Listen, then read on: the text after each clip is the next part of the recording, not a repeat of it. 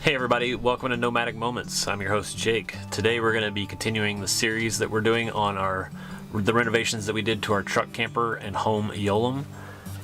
Specifically, we're going to talk about the second part of our bathroom renovation, which is the gray tank. We talked about the Thetford cassette toilet last time around, so if you missed out on that, hit that link.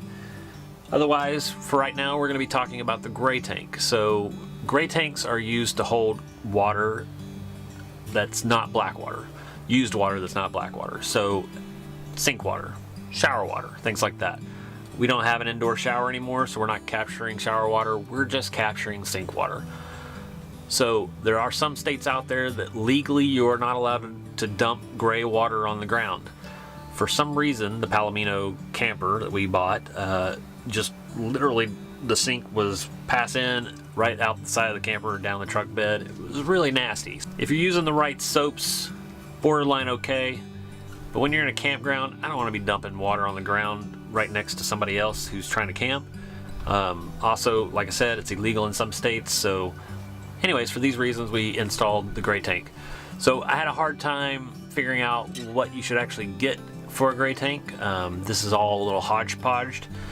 Our gray tank is actually a water tank. It's like a freshwater tank that you would install in an RV, but we got it and we retrofitted it to work as a gray tank. Don't know if that's the way you should do it, but it's working out for us, so I'm going to show you how we did it. So why don't you come along and we'll take a look. So it's a little cold outside. It's actually snowing. We're going to be putting in a gray tank. I got this 12-gallon tank here, and it's got this nozzle input for the water from the sink. It's got a big intake, and then it's got these screw downs.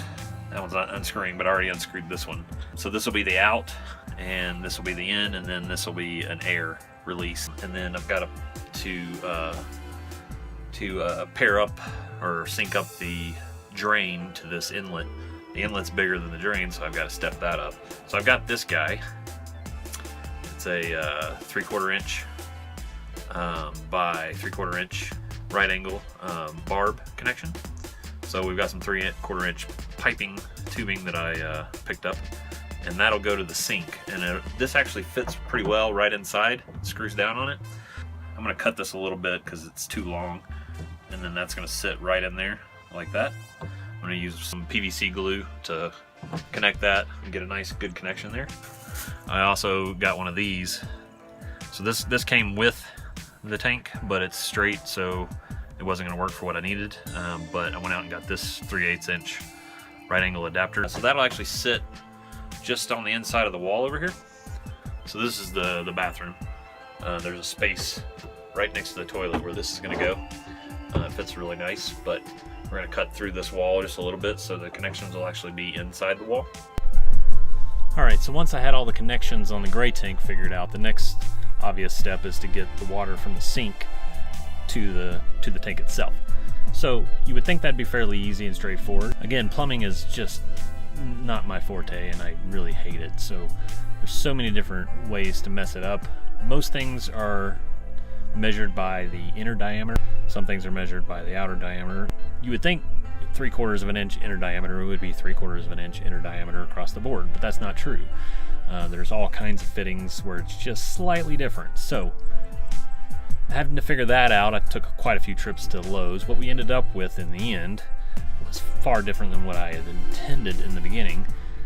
So I didn't do a very good job of documenting that. So what we're going to do is I'm just going to go ahead and show you what ended up working. And I can tell you that almost all of this can be picked up at your local hardware store. So the water starts obviously coming out of the sink, hits the sink. One thing that we found works really well, use a strainer. So this keeps a lot of the larger particles out of your gray tank. Basic, simple. You just take it out, clean it off, knock it out in your trash can, and you move on. Another thing that works really well is to keep some of this odor controller. You can pick this up at Walmart too. Keep this in your gray tank, and it helps keep it clean, keep the odors down as well. That's getting off track. All right, so water goes into the sink, goes down, and this is where it gets complicated. So out of the bottom of the sink, our sink has a 3/4 inch outlet.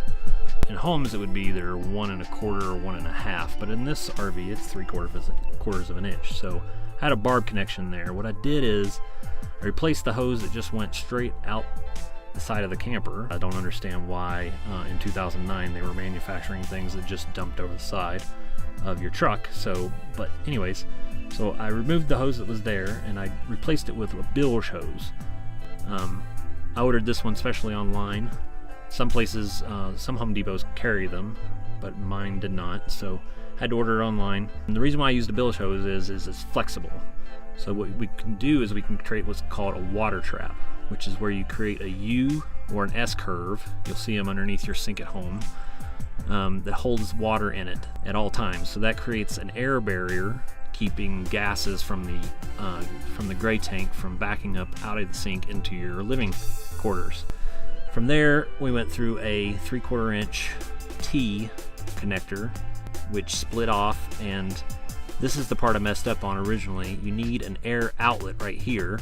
So the top part of that, which can't get any water in it because it's so highly elevated, runs to the air outlet that we ran from that we're going to run from the tank, or that we ran from the tank. From the bottom of the T, the hose goes down and through the cabinet, which I had to drill a hole there. That carries water all the way into the bathroom area, and that drops in behind the faux wall. And like I said, there's like about 2-inch gap there, and into the intake on the tank. At the top of the tank, there's a second connector. It's a 3/8 inch port, which I used a right angle adapter to get to a 1/2 inch barb connection. I ran a 1/2 inch tube from this connection all the way back to the sink area, following the same path as the 3/4 inch tube that I ran from the sink earlier. At the cabinet area, I used a right angle adapter. It's a 1/2 inch barb to a 3/4 inch barb, so that by the time the tube passes over to the port on the outside of the camper, the 3/4 inch matches. This tube is an air release. It helps equalize the pressure in the side of the tank. If you don't have a way of equalizing the tank, your water is going to trickle out, and it's probably going to stop up in your sink as well, because you're creating pressure and the water has a hard time getting past the air that's in the tank. Yeah, that's how it works. So you need to have a way of equalizing that air pressure, and for us, we just used the port that was already there to dump the water previously onto the ground, which was no good. I teed the connection here so I could connect the air outlet above the water trap so that the air could release through there as well.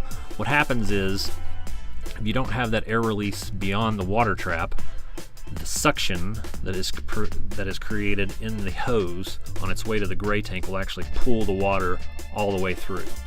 What the air release does is it kills that suction so that water can sit in that U-shaped trough at all times, blocking the smell that comes up from the tank. Physics, it's crazy.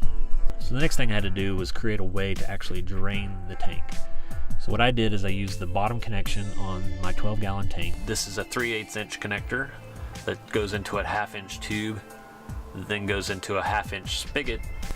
This has a 90-degree turn, which opens the ball valve and releases the water. It works really well, so we can attach like a garden hose to it. We carry around a water hose specifically for emptying our gray water, so that if we are trying to empty it into a clean out or a dump site, this hose comes in handy. Otherwise, we can empty it into the Thetford cassette, and we can truck it wherever we like and empty it that way.